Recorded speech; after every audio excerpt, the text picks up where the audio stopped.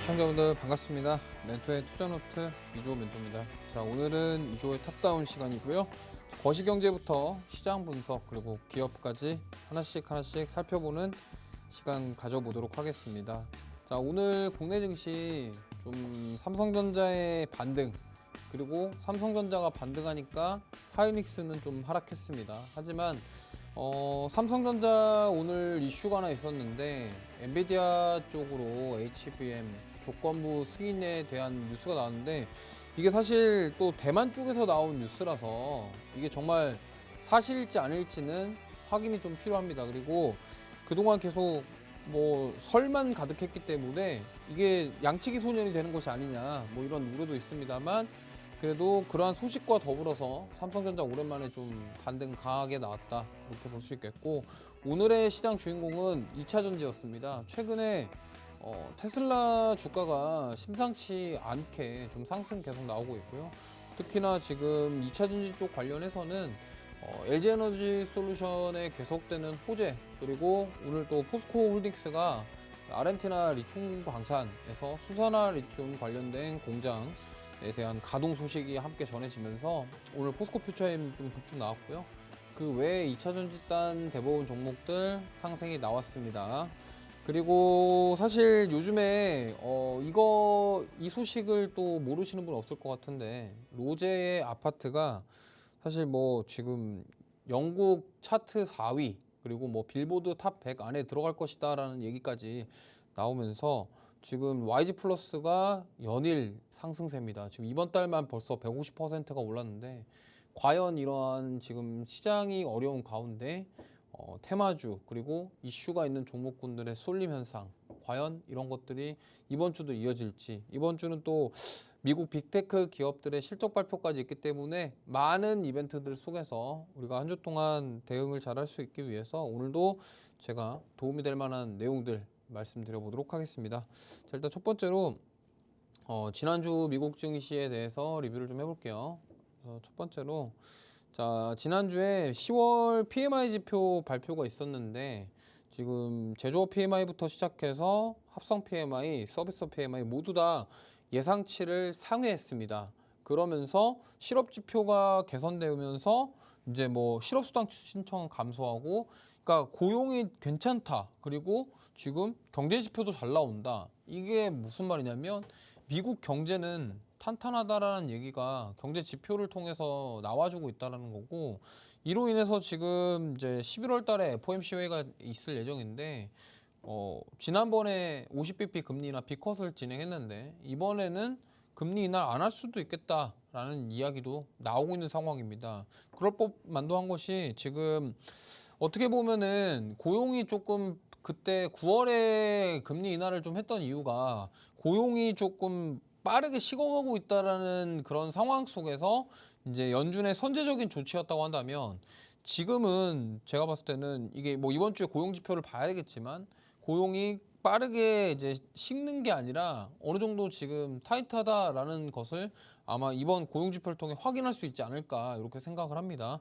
그렇기 때문에 지금 어떻게 보면은 이제 금리 인하를 하냐 안 하냐 이거에 기로에 놓여 있는 상황이고, 하필 또 11월 달에는 미국 대선도 있기 때문에 그 결과, 그리고 트럼프가 되냐 해리스가 되냐 그런 것들에도 좀 많은 영향을 줄 수 있겠다 이렇게 보시면 되겠고요. 그래서 우리나라 증시는 정말 답답한 흐름이지만 미국 증시는 사실 계속적으로 신고가 랠리를 이어가고 있다. 특히나 금요일날 엔비디아가 시총 1위를 탈환을 살짝 하려고 했었습니다만 실패를 했는데, 과연 이번 주에 엔비디아가 시총 1위를 탈환할 수 있을지도 관심을 가져보시면 좋을 것 같습니다. 자, 그 다음, 요즘에 조금 시장에서 좀 이상 현상이 하나 있습니다. 원래는 일반적으로 연준에서 기준금리를 낮추게 될 경우에 보통 채권금리가 같이 내려오는 상황이 벌어지는데, 지금 요즘에 10년물 국채금리가 오히려 급등하는 현상이, 기이현상이 좀 벌어지고 있습니다. 근데 요거를 간단하게 설명드리면, 보통 이제 채권금리를 따져봤을 때 2년물은 정책과 관련이 있고요. 10년물 채권금리는 경기와 관련이 있습니다. 그러니까 경제 상황에 따라서 반응을 하는 거기 때문에 보통 채권 시장 자체가 주식시장보다 훨씬 크기 때문에 이게 먼저 움직이는 경우가 많아요. 근데 지금 보시면은 채권 금리 같은 경우가 이번에 계속 급등을 하면서 사실 그 급등의 이유가 그런 2년물의 정책 금리 그리고 연준의 정책이라기보다는 지금 트럼프 당선 가능성을 염두에 두고 선제적인 반응이 아니냐 이런 얘기가 나오고 있습니다. 무슨 말이냐면 아까도 말씀드렸지만 10년물 국채 금리는 경기와 관련이 있다. 그러면 자 지금 뭐 경제 지표들을 봤을 때 미국 경기가 나쁘지 않다라는 확인을 데이터로 할 수 있죠. 그런데 만약에 트럼프가 당선이 되면은 트럼프는 지금 정책 중에 경기 부양책이 좀 다수입니다. 무슨 말이냐면 돈을 풀어서 경기를 살리겠다, 더 살리겠다 이거거든요. 그렇다고 한다면 투자자들 입장에서 그런 큰손 메이저 수급들 입장에서는 만약에 트럼프가 되면은 미국 경기가 더 좋아지겠네? 여기서 지금도 좋은데 돈을 풀면은 더 좋아질 거 아니야. 물론 인플레에 대한 부분들을 이제 고민을 안 할 수도 없지만 근데 사실 제가 봤을 때는 뭐 트럼프도 그렇고 투자자들은 지금 금리에 대해서 그러니까 인플레에 대해서는 걱정 안 하는 것 같아요. 무슨 말이냐면 9%까지 갔었던 22년도에 9%까지 갔었던 CPI가 지금 2%대로 내려왔기 때문에 과연 여기서 급박하게 반등이 나오지 않을 거다라고 생각을 하고 있고 그로 인해서 지금 채권 수익률 그러니까 채권 금리가 계속적으로 올라가고 있다. 그러면서 지금 연준이 11월에 금리를 동결하냐에 대한 이야기 나오고 있고요. 그 다음에 주식시장과 지금 반대로 움직이고 있는 채권 수익률 이러다 보니까 사실 뭐 트럼프 트레이드가 이제 채권 시장까지 영향을 주고 있는 게 아니냐라는 얘기가 나오고 있습니다. 그렇기 때문에 제가 봤을 때는 이러한 흐름이 당분간 좀 이어지지 않을까 싶고요. 이거에 영향을 받아서 지금 원달러 환율이 올라가고 있다라고 보시면 돼요. 왜냐면 채권 시장이 움직이면서 달러 인덱스가 올라가고 그러다 보니까 원달러 환율이 올라가는 그런 흐름에서 지금 외국인들 수급 자체가 우리나라에 좀 좋지 않은 그런 상황이 연출되고 있다 이렇게 좀 해석해 보시면 좋을 것 같습니다. 그래서 제가 봤을 때는 이게 만약에 누가 대통령이 되냐에 따라서 좀 달라질 건데 만약에 해리스가 대통령이 되면은 그동안 이제 트럼프 트레이드 이슈로 올랐던 이러한 것들이 다 다시 원래 자리로 돌아갈 가능성도 있어요. 근데 만약에 우리 뭐 많은 투자자들의 예상대로 트럼프가 당선이 되면은 이러한 흐름들이 당분간 이어질 가능성이 매우 높다라는 점을 참고하시면서 대응해 보시면 좋을 것 같습니다. 자, 그 다음에 이번 주 증시 체크를 좀 해보면 이번 주에 고용 보고서랑 PC 가격 지수랑 뭐 같이 있는데 이게 사실 지금 다른 거보다 고용 보고서가 중요해요. 아까도 말씀드렸지만 지금 금요일 날 발표될 이 고용 보고서인데 이 취업자 수가 지금 굉장히 많이 나올 것으로 예상을 하고 있거든요. 그런 상황에서 만약에 지금 미국 고용 시장이라던가 경제 지표들이 탄탄하다 그러면 이 지금 고용 데이터가 11월 FOMC에 굉장히 많은 영향을 줄 가능성이 높습니다. 그러면 이번에 만약에 연준 위원들이 금리 인하 없고 동결을 시켜버리면요. 그동안 이제 금리 인하에 대한 기대감으로 많이 올랐었던 뭐 바이오라던가 이런 쪽이 타격을 받을 수도 있다라는 점을 참고하시면 좋겠습니다. 그리고 이번 주는 정말 많은 실적 발표들이 진행이 됩니다. 지금 오늘 같은 경우도 미국 증시 장전에 온세미컨덕터 발표 있고요. 그 다음에 이제 장 마감 후에 내일 새벽에 이제 포드 실적, 그 다음에 수요일 날 새벽에 AMD랑 구글, 그 다음에 목요일 새벽에 마이크로소프트 메타, 금요일 새벽에 아마존 애플 인텔 이렇게 있습니다. 지금 이번 주가 빅테크 기업들의 실적 발표가 다 집중되어 있기 때문에 이로 인해서 지금 새벽에 실적 발표하고 그 다음날 국내 증시에 바로 영향을 줄 가능성이 매우 높기 때문에 이 점을 참고하셨으면 좋겠고요. 지금 여기 보시면은 제가 언급하지 않은 기업 외에도 뭐 한 번쯤은 이름 들어보셨을 만한 기업들이 되게 많습니다. 그래서 한번 지켜보시면 좋을 것 같고 제가 봤을 때는 지금 뭐 빅테크 기업들 실적 자체가 잘 나올 가능성이 높지만 더 중요한 것은 특히나 지금 최근에 아마존 그다음에 마이크로소프트, 구글 여기서 SMR에 관련 투자된 이슈들이 계속 나왔었죠. 그리고 데이터 센터에 대한 부분들. 그래서 아마도 그 AI 산업과 연관이 되어 있는 클라우드 쪽 매출이라던가 이러한 부분들이 과연 어떻게 나올지, 그리고 앞으로 가이던스에서 그런 클라우드 서비스라던가 이런 AI와 관련된 데이터 센터와 연결될 수 있는 그런 산업들에 대한 가이던스가 어떻게 나올지에 따라서 이제 시간 외 거래에서 아마 반응이 나올 거라고 예상을 하고 있고요.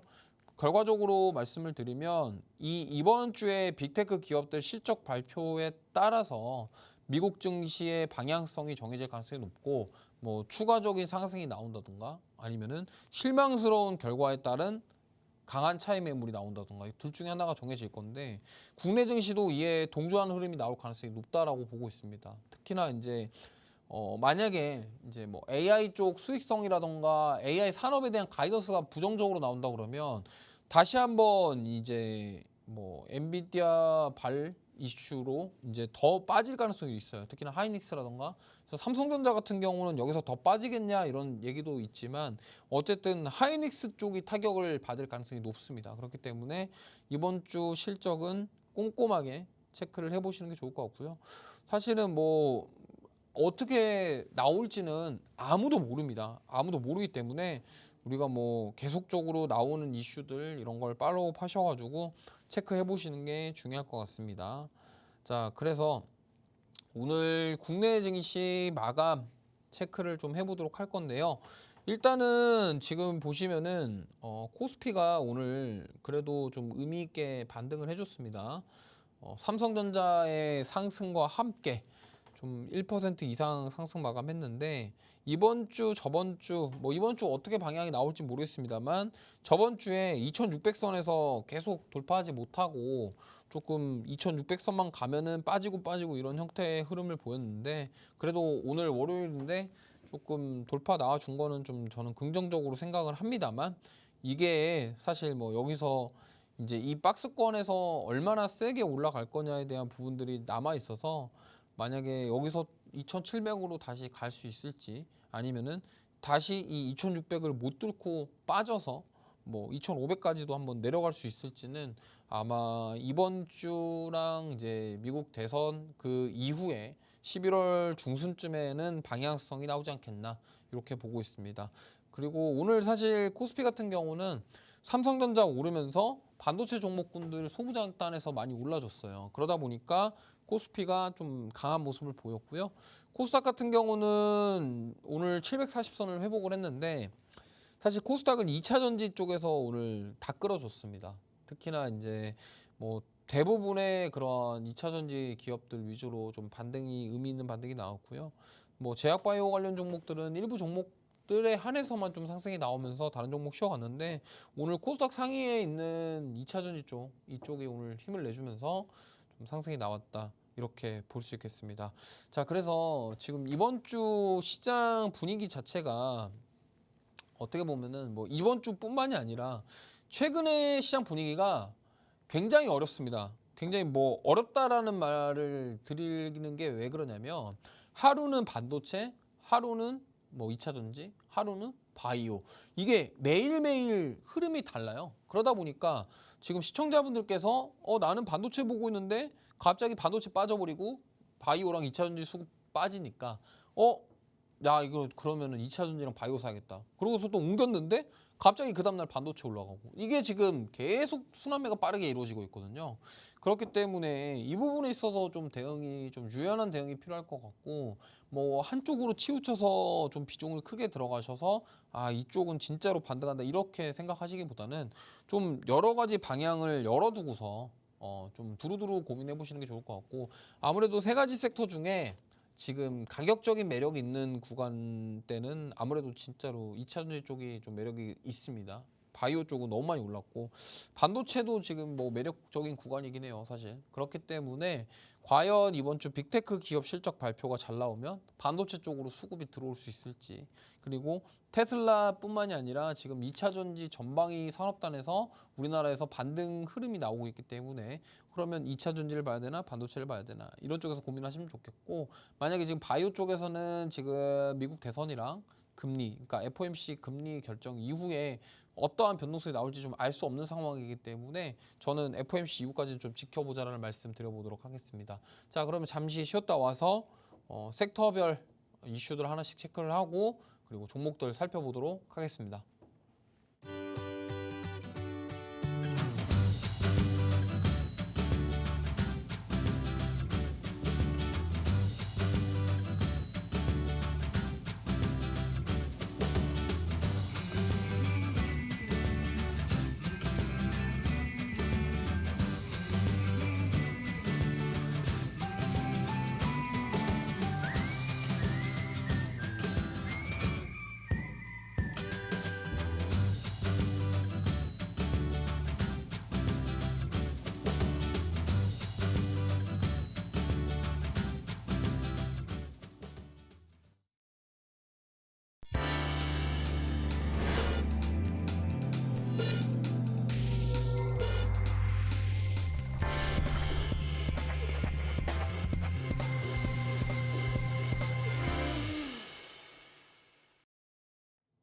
네, 자, 첫 번째 섹터부터 바로 시작해 보도록 하겠습니다.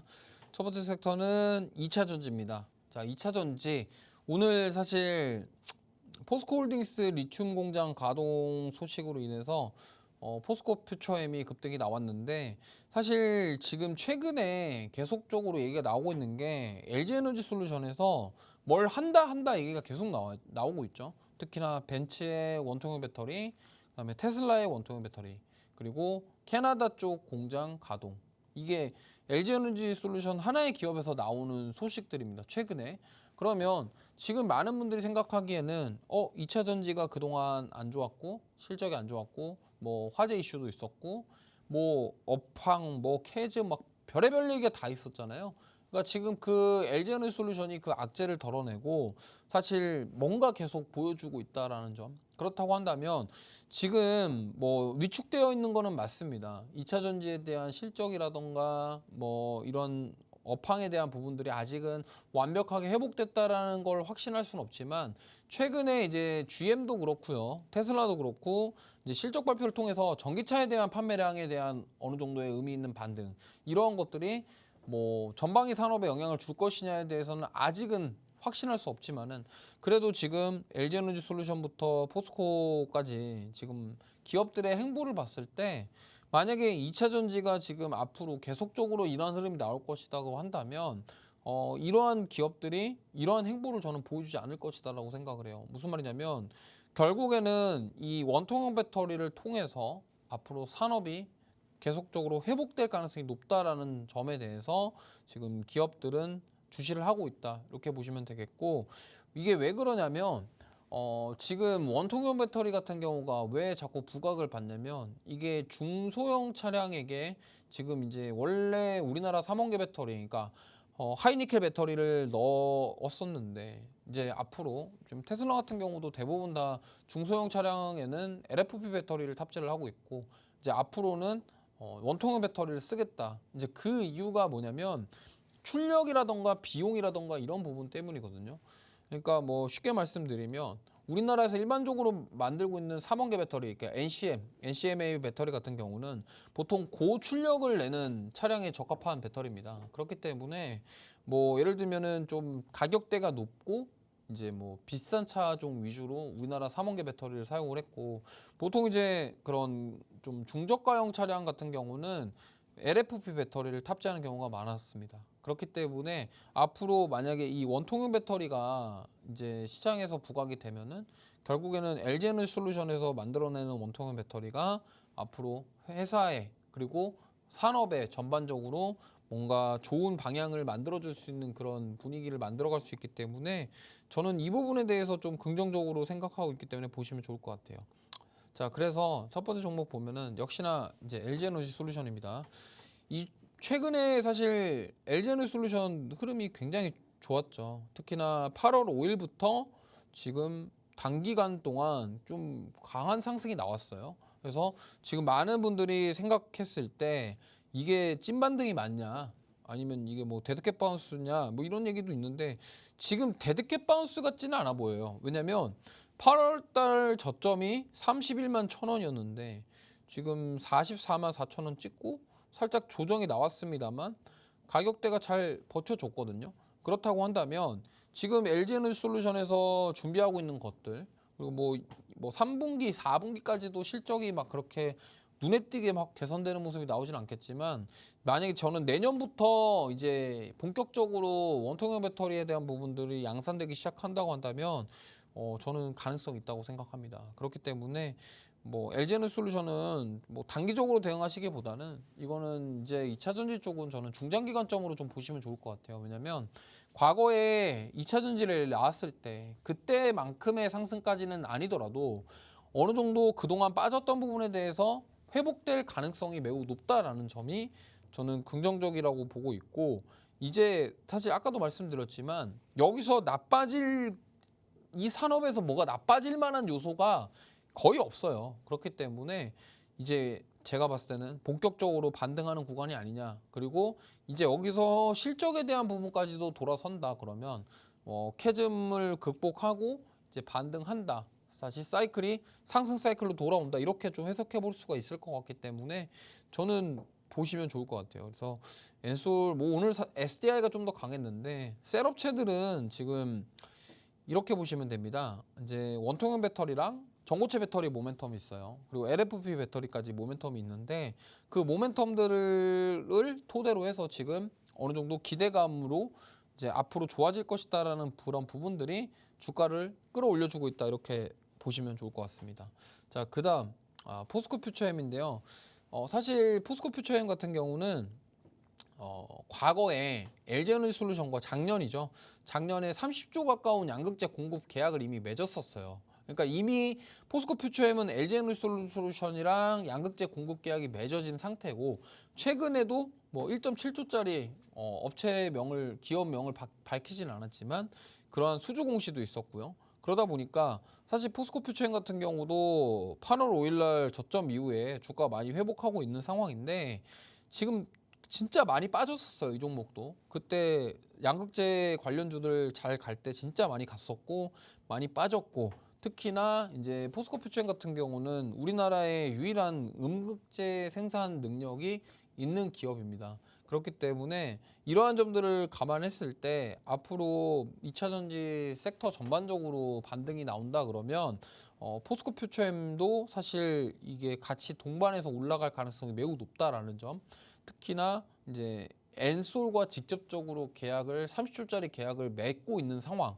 그렇다고 한다면 이제 본격적으로 캐나다 공장 가동이 되고 이제 엔솔에서도 뭔가 적극적으로 뭐 이제 캐파를 늘려가면서 양산을 하려고 할 때 그거에 대해서 포스코 퓨처엠도 덩달아 수혜를 받을 가능성이 높기 때문에 저도 마찬가지로 포스코 퓨처엠도 이제 중장기 관점으로 접근하시면 좋은 결과가 있지 않을까 이렇게 생각합니다. 물론 뭐 지금 셀업체냐 뭐 양극재냐 뭐 이거를 가지고 뭐가 더 좋다 우열을 가리기에는 좀 어렵지만 그래도 저는 뭐 양쪽 모두 다 모멘텀 자체는 뚜렷하기 때문에 가져가 보시면 좋은 결과 있지 않을까 이렇게 생각합니다. 그다음 동원 시스템즈인데요. 이 기업은 사실 LG에너지솔루션 그 원통형 배터리 원형 캔 관련된 납품을 하고 있는 기업이에요. 그러니까 실제적으로 지금 엔솔 원통형 배터리의 실제적인 수혜주 중에 하나다 이렇게 보시면 되겠고요. 사실 이 동원 시스템즈가 알고 계시는 그 동원 참치 캔 만드는 그쪽이랑 관련이 있는 회사입니다. 그리고 그쪽 실제로 그걸 만들고 있고요. 그렇기 때문에 이 알루미늄 박이라던가 이제 배터리 캔 케이스 캔 관련 이제 납품을 하는 기업인데 이 기업도 지금 LG에너지솔루션 반등 나오면서 많이 올라왔어요. 지금 단기간에 사실 한 38,000원대 구간부터 지금 반등이 나오기 시작해서 최근에 좋은 흐름을 만들어가고 있는 기업입니다. 근데 이 기업 같은 경우는 유통 주식수가 매우 작아요. 유통 주식수가 매우 작기 때문에 호가창이 굉장히 얇습니다.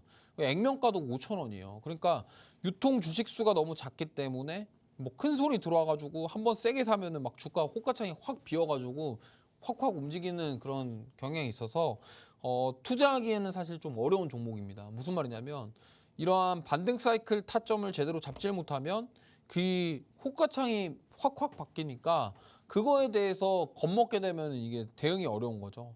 사실 이때 54,000원 이때도요. 이때도 보시면은 지금 거래량이 하루 거래량 평균 거래량이 59,000 주 정도밖에 안 됩니다. 그러니까 거래량이 작은데 이런 변동성이 나온다는 거는요. 아까 말씀드린 것처럼 호가창이 얇고 유통 주식수가 많이 없기 때문에 누가 조금만 사고 팔아도 확확 움직일 수 있다는 점. 근데 반대로 생각해 보면 이게 만약에 한 번에 그렇게 확확 움직이면 내가 미리 사놓고 난 상태에서 어떤 뉴스나 이슈가 나와서 갑자기 주가 올라가면요. 이거는 한 번에 그냥 빠르게 뭐 진짜 상한가도 갈 수 있을 그럴 만한 종목이라는 거죠. 그렇기 때문에 이러한 종목일수록 오히려 좀 장대 항목 나올 때 따라 들어가는 투자는 좀 위험하다. 그러면 미리 좀 사전에 사서 좀 지켜보시면은 오히려 좋은 흐름이 나왔을 때 좀 익절을 하고 나올 수 있는 그런 종목이다라는 말씀 드려보도록 하겠습니다. 그 다음 TCC 스틸인데 여기도 마찬가지예요. 여기도 원통형 배터리 관련 모멘텀 있는 기업인데 니켈 동원 강판 관련된 사업을 하고 있습니다. 그래서 뭐 여기도 이제 LG에너지 솔루션이랑 관련이 있어요. 지금 보시면 최근에 2차 전지 주들 중에서 이렇게 지금 원래 바닥권 하방 경직성 만들어주고 반등이 본격적으로 나오는 기업들이 대부분 다 원통형 배터리 쪽이에요. 그러니까 최근에 양극재 기업들이 좀 반등이 나오긴 합니다만 원통형 배터리 관련 종목군들이 이미 먼저 움직이고 있다. 그러면 지금 만약에 9월 달부터 이렇게 반등이 나오기 시작했는데 여기서 만약에 뭔가 긍정적인 소식이 나오고 뭐가 앞으로 원통형 배터리라던가 이런 쪽에 좋은 소식이 나온다 그러면 강하게 상승할 여력이 있다라는 점 참고하시면서 대응해 보시면 좋겠고 지금 보시면 정별로 다 만들어 주려고 하는 모습이에요. 그러다 보니까 이러한 부분들 우리가 관심을 가지고 보시면 LG에너지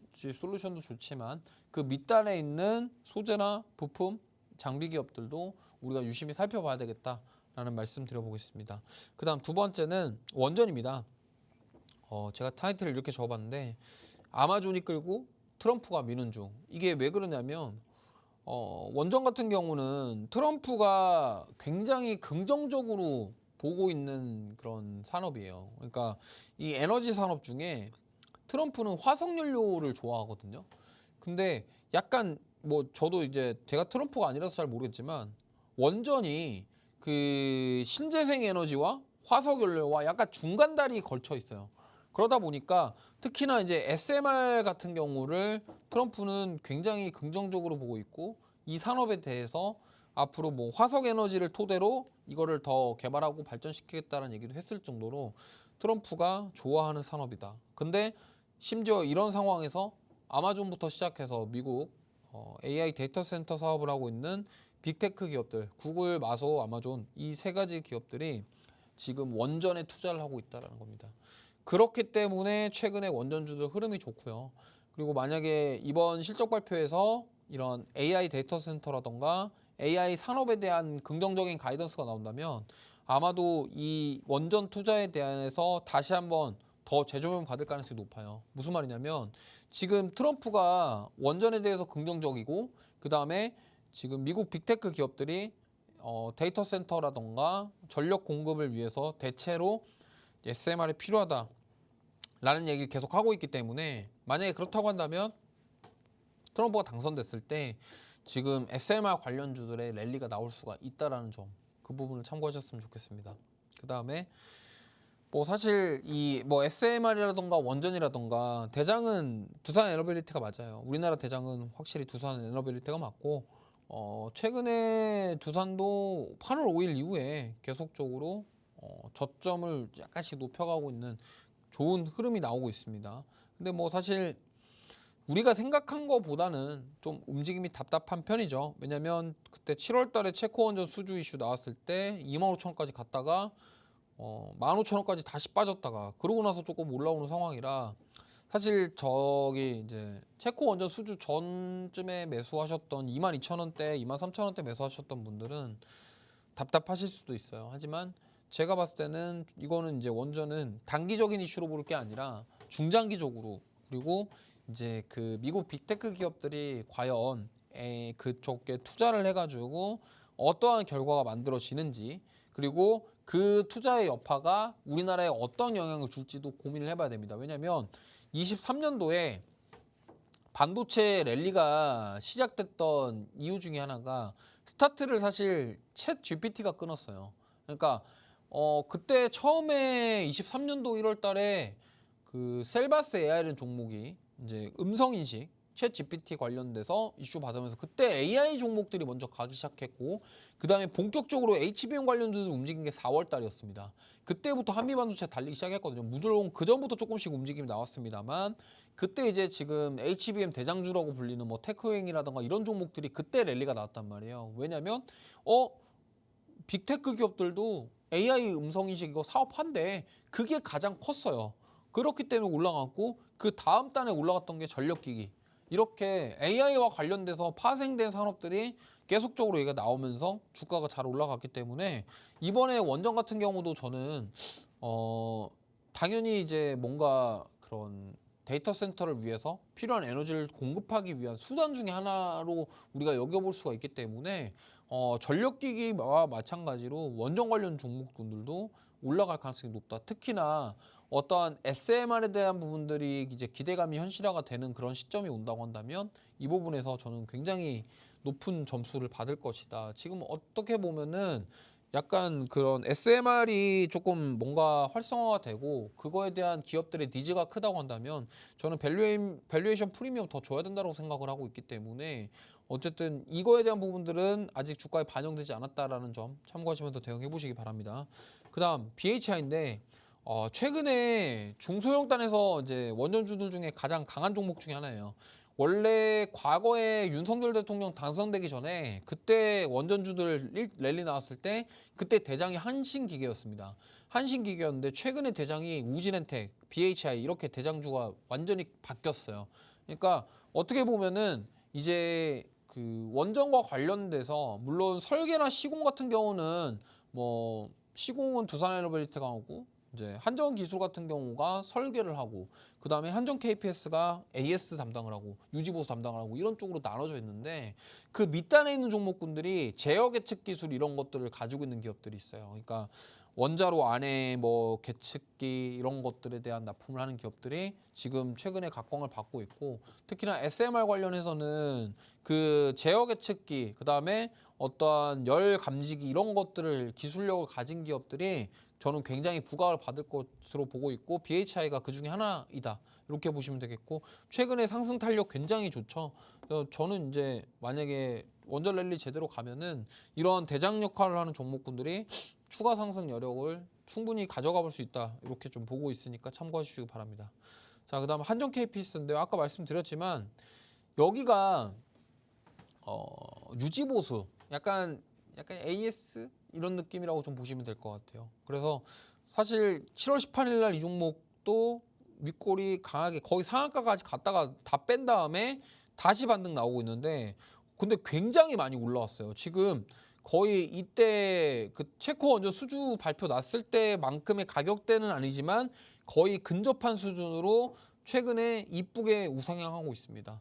근데 만약에 이런 상황에서 SMR과 관련된 모멘텀이 더해진다고 한다면 저는 여기를 돌파를 해서 더 갈 여력이 있지 않을까 이렇게 생각을 해요. 그렇기 때문에 사실 아까도 말씀드렸지만 원전은 이제 뭐 단기적으로 어떤 트레이딩으로 접근하시다가 이러한 뉴스에 의해서 이렇게 세론 나와버리면 이렇게 당하실 경우가 많기 때문에 오히려 지금 제가 봤을 때는 눌릴 때마다 비중 확대해서 모아가야 되는 시기다 이렇게 말씀을 드려볼게요. 그렇기 때문에 사실 이제 요즘에 그렇습니다. 뭔가 뉴스가 나오고 따라가면요 이제 뭐 아니면 도예요. 무슨 말이냐?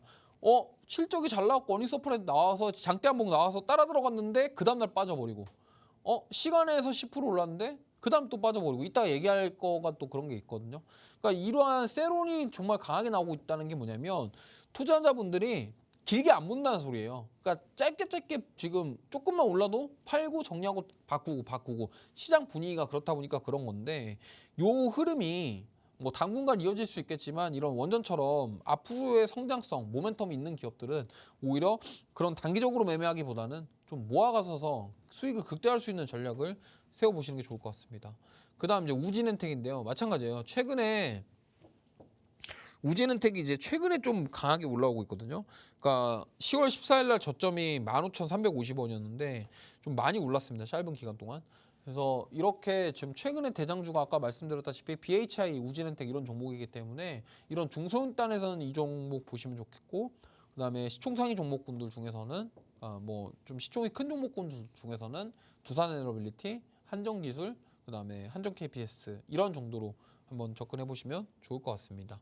자, 그다음 오늘 이거 얘기 안 할 수가 없어요. 반도체인데, 자, 삼성전자, HBM, 엔비디아 조건부 승인 이번에 정말일까? 이게 만약에 이번에 진짜가 아니면 거의 이제 삼성전자 거의 양치기 소년으로 전락하는 거 아니냐. 물론 삼성전자가 뉴스를 낸 건 아니에요. 근데 여태껏 보면요, 삼성전자는 공식적인 어떤 입장 표명을 하지 않았습니다. HBM과 관련해서 대부분 다 대만에서 뭐 어떤 뉴스가 나왔다, 어디서 뉴스가 나왔다, 해외 뉴스가 나왔다 해가지고 삼성전자 주가가 움직였기 때문에 이번에는 그러면 또 같은 얘기인데, 여기서 만약에 삼성전자가 실적 발표를 하면서 컨퍼런스 콜에서 HBM 얘기를 할까 안 할까를 좀 보시면 좋을 것 같아요. 만약에 거기서 이제 HBM에 대한 구체적인 이야기를 하면은 이게 이번엔 진짜네? 이렇게 가면서 주가가 반등할 수 있는 포인트가 될 수 있겠고, 만약에 이번에 실적 발표하고 컨콜에서 아무런 얘기 없으면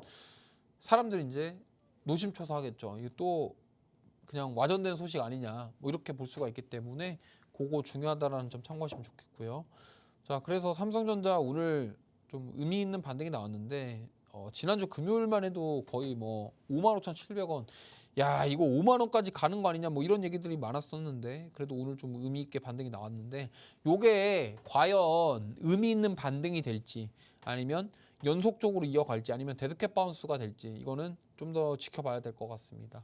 그래서 사실 삼성전자 같은 경우는 최근의 행보를 보면 HBM에서도 그렇다 할 성과를 못 냈고, 파운드리도 TSMC한테 뒤쳐져가지고 뭐 그렇다 할 뭔가가 없고, 그렇다고 스마트폰이 잘 됐냐 그것도 아니고, 지금 삼성전자 총체적 난국인 게 뭐 기업이 돈을 못 벌고 이런 게 아니에요. 삼성전자 뭐 돈은 잘 법니다.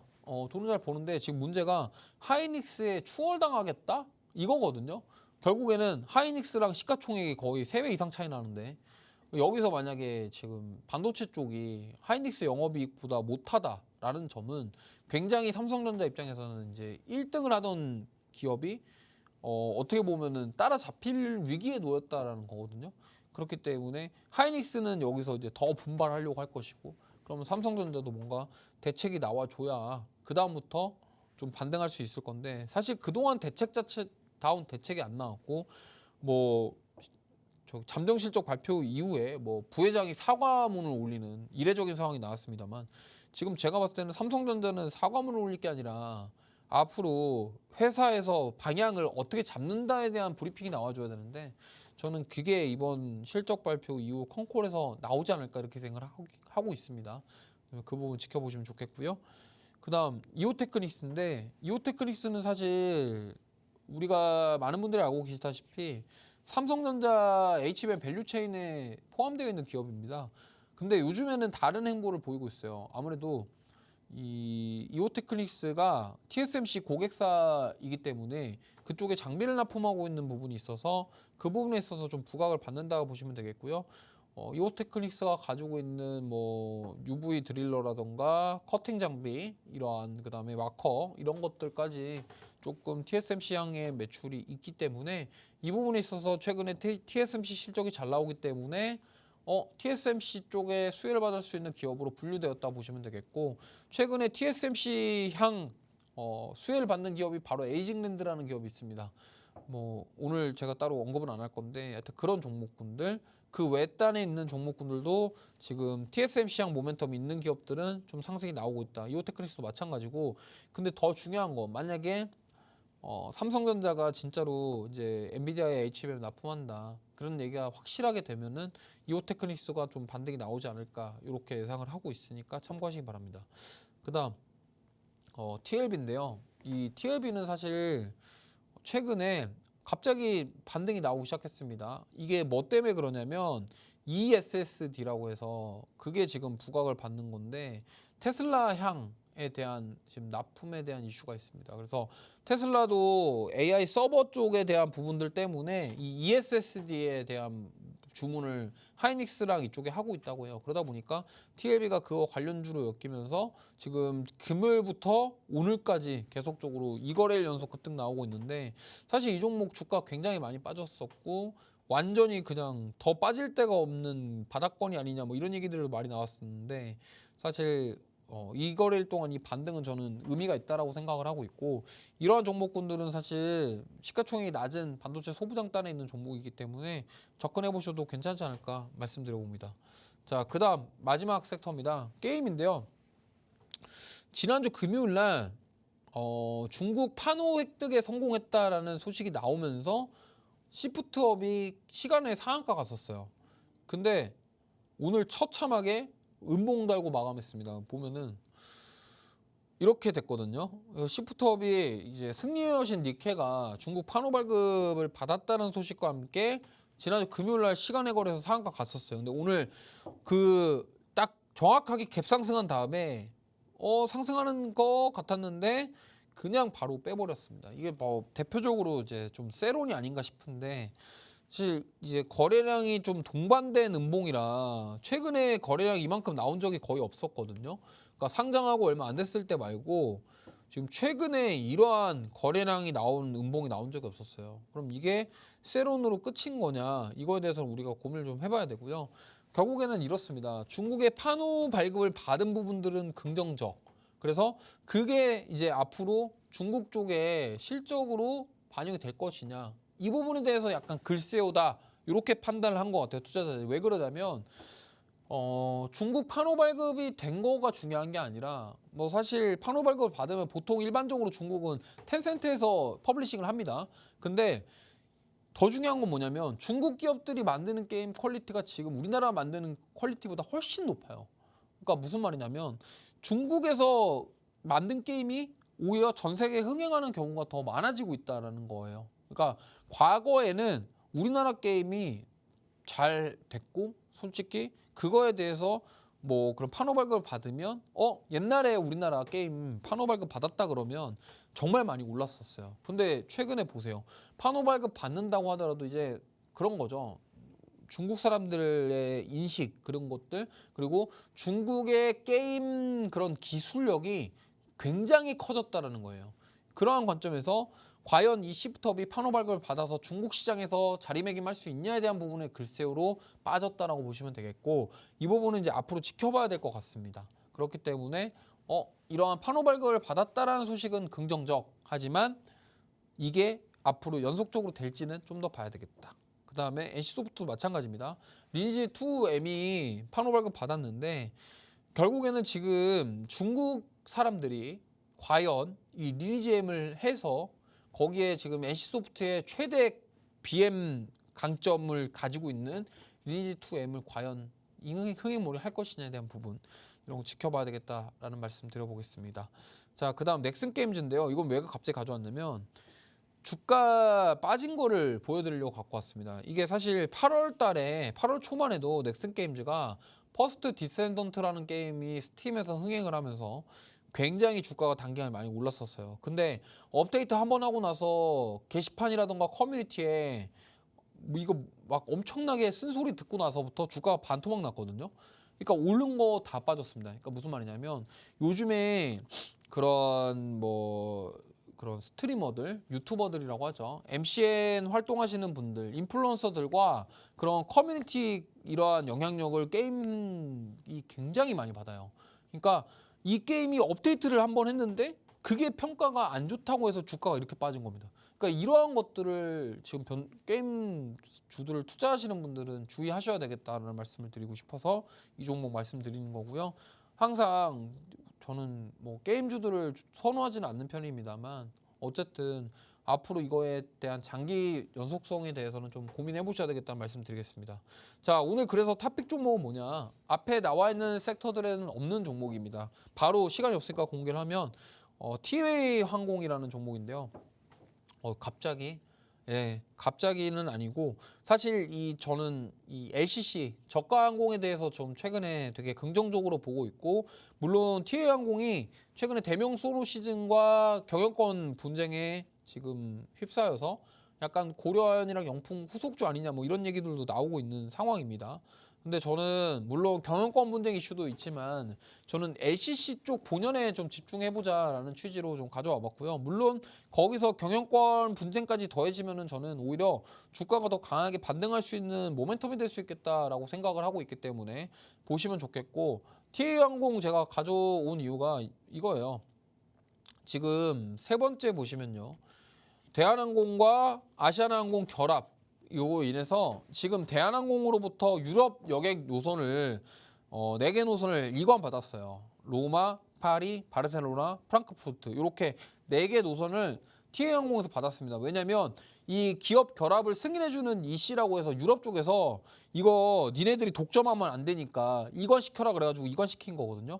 TA항공이 지금 여기를 이관받았고, 지금 보면은 대명선호그룹이 TA항공이랑 에어프레미아도 지분을 매입하고 있습니다. 그러니까 무슨 말이냐면 지금 에어프레미아 같은 경우는 미국 노선을 가지고 있고 TA항공은 유럽 노선을 가지고 있어요. 그러면 대명선호그룹이 도대체 이 TA항공 경영권을 왜 가져오려고 하는 것이냐. 물론 공개 매수는 안 하고 경영권에 관심 없다라고 약간 선을 긋긴 했지만, 우리가 조금 투자자 입장에서 생각해보면 대명선호그룹이 지금 LCC를 하려고 하는 이유는 명확해요. 뭐냐면 대명선호에서 하고 있는 리조트 사업, 그리고 지금 미국이라던가 유럽에 해외 리조트를 가지고 있어요. 대명선호그룹이.